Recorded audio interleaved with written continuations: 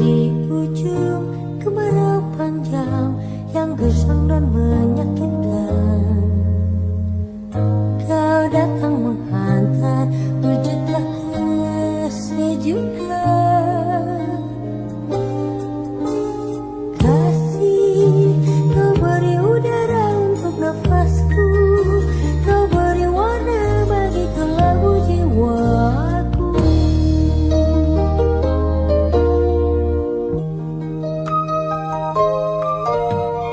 Tatkala butiran hujan mengusik mimpi yang sunyi, kau hadir di sini di batas kerinduanku. Kasih, kau singkap tirai putih hatiku, kau isi harapan baru untuk menyongsong masa depan bersama. September ceria, September ceria, September ceria, September ceria, milik kita bersama.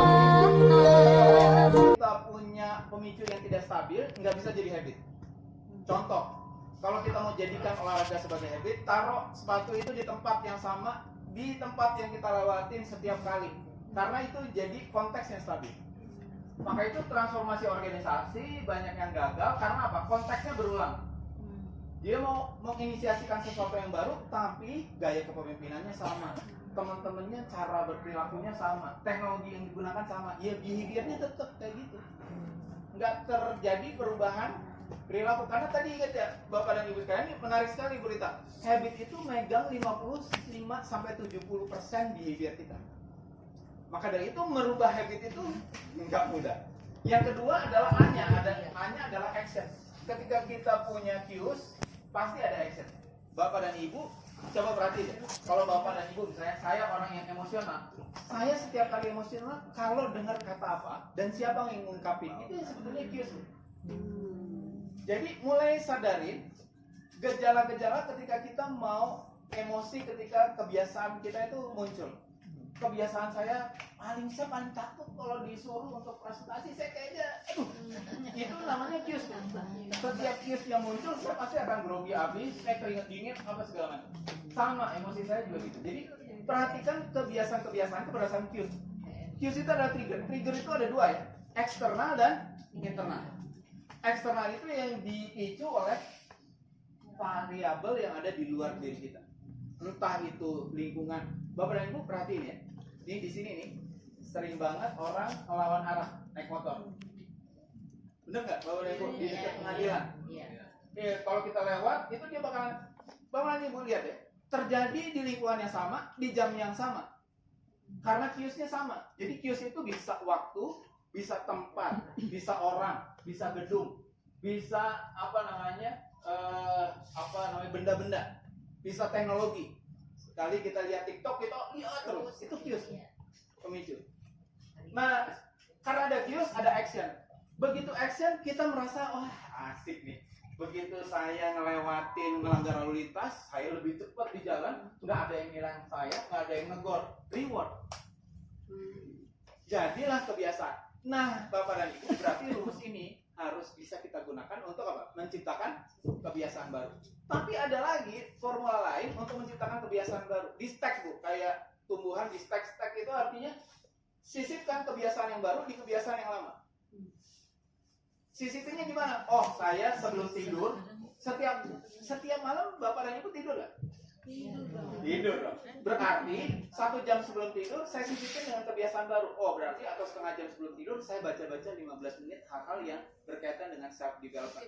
Jadi kita sisipin kebiasaan baru di kebiasaan-kebiasaan kita yang lama. Itu nanti lama-kelamaan itu akan menciptakan putaran atau cycle yang baru. Itu yang disebut sebagai menyisipkan. Jadi formula kebiasaan itu seperti itu. Dan menghapuskan kebiasaan lama yang tidak relevan sulit, Bu. Maka itu jangan lawan.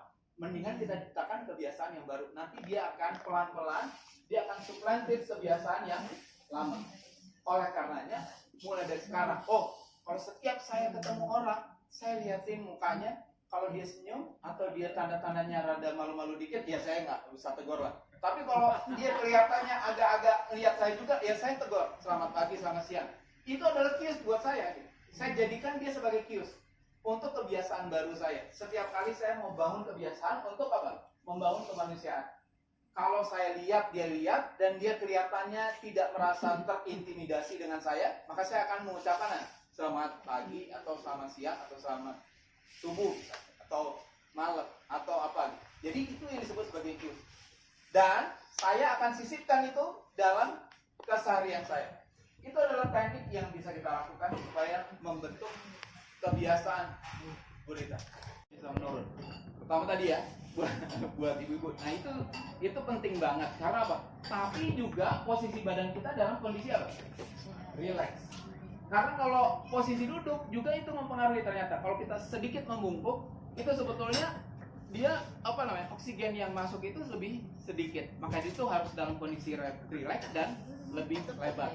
Itu adalah teknik yang kita bisa lakukan supaya kita menjadi glimmers buat diri kita sendiri dan orang lain. Mendengarkan gemericik air, mendengarkan suara-suara yang merdu, itu adalah cara-cara yang bisa kita lakukan untuk membuat kita jadi tenang. Kalau kita tenang, kita menjadi sumber ketenangan buat siapa? Orang lain.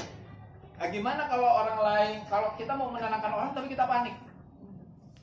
Berat.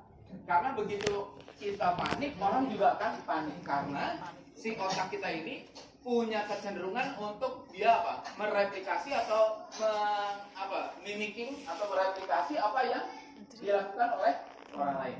Oleh karenanya Bapak dan Ibu, pastikan bahasa tubuh kita juga adalah bahasa tubuh yang rileks dan terbuka terhadap orang. Kalau kita penuh senyum, kita jadi sumber apa? Glimmers buat orang lain, tapi tidak menjadi triggers atau pemicu buat orang lain.